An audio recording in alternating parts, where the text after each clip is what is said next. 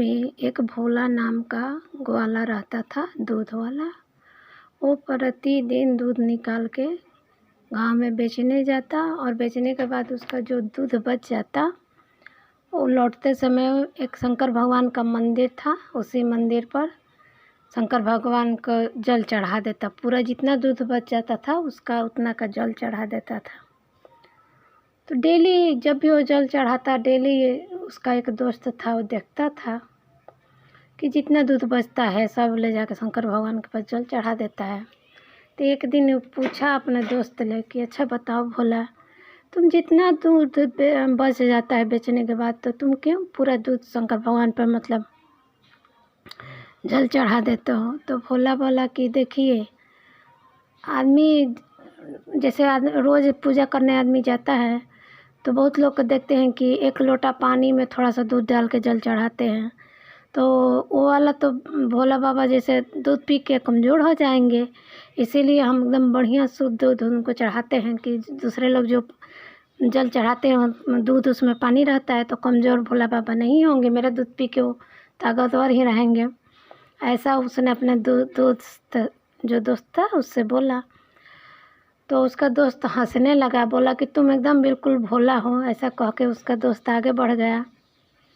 फिर एक दिन बहुत तेज़ बारिश हो रही थी, तो उस दिन वो दूध बेचने गांव कहीं नहीं जा पाया, गांव में निकल पाया। तो बोला पूरा दूध का भर के एकदम गाय का दूध निकाल गया, भर के बाल्टी लेके आ गया शंकर जी के मंदिर में। तो वही दोस्त उनको मिला रास्ते में, तो बोले कि कहाँ जा रहे हो? तो हम जा रहे हैं शंकर जी के मंदिर में, आज तो दूध मेरा बिका नहीं, शंकर जी को पिला के आते हैं। तो शंकर जी तो बोला कि इतना दूध जब तुम गिराएगा शंकर जी पे वो तो पिएंगे नहीं, इससे अच्छा है कि इसका खीर तैयार करके शंकर जी का भोग लगा के और गाँव वालों में बांट दो, ऐसे प्रसाद की तरह सबको मिल जाएगा। तो भोला बोला कि अच्छा ठीक है, आज यही करते हैं।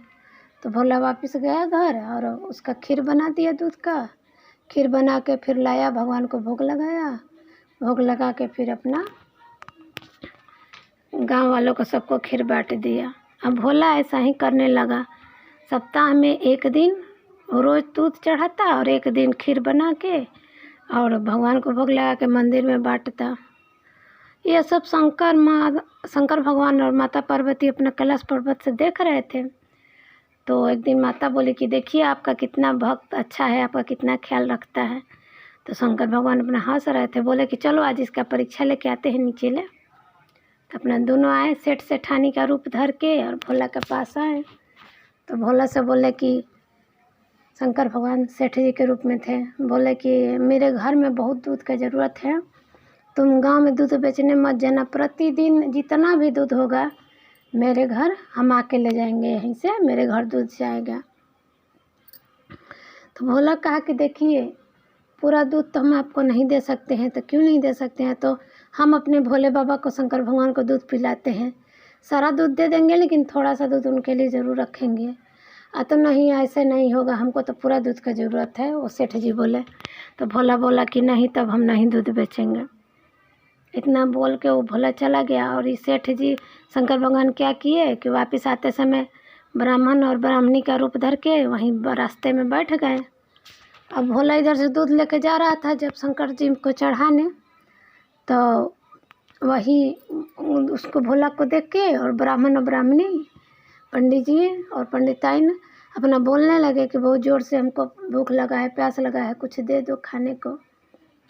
तो भोला बोला कि देखिए मेरे पास तो अभी कुछ नहीं है, दूध है जो हम ले जा रहे हैं जल चढ़ाने के लिए, लीजिए आप ही पी लीजिए आज। तो तुम जल नहीं चढ़ाएगा? तो नहीं, अब कैसे, अब आप भूखे हैं और आप पहले हमसे मांग दिए, तब हम कैसे क्या करें।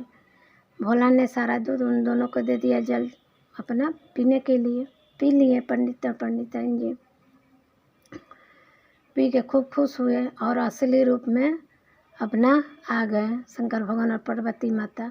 अब भोला तो देख के एकदम उसको इतना हुआ, आश्चर्यचकित हो गया कि मेरे सामने एकदम साक्षात भगवान है। और अपना भोले बाबा से आशीर्वाद लिया, गिर गया उनके चरणों में, आशीर्वाद लिया। और बाबा बोले कि तुम्हारा ऐसे ही कल्याण होगा, कहा कि अपना भोला बाबा और पार्वती माता चले गए। और जो भोला था अपना खुश हो गया, अब ऐसा ही करता था। उसका मतलब काम बहुत तरक्की हो गया, बढ़ गया, दूध का उसका पूरा बिजनेस बढ़ गया। लेकिन वो प्रतिदिन नियम से दूध चढ़ाने जाता था और सप्ताह में एक दिन खीर बना के भोग लगा के पूरा गांव में प्रसाद बांटता था। ये कभी नहीं बोलता था भोला। तो गुरु भाई बहन इसीलिए कहते हैं कि भगवान सब पे दया करते हैं। भगवान का पूजा पाठ कहीं व्यर्थ नहीं जाएगा, बस उनमें श्रद्धा बनाए रखिए और दया ज़रूर बरसाएंगे।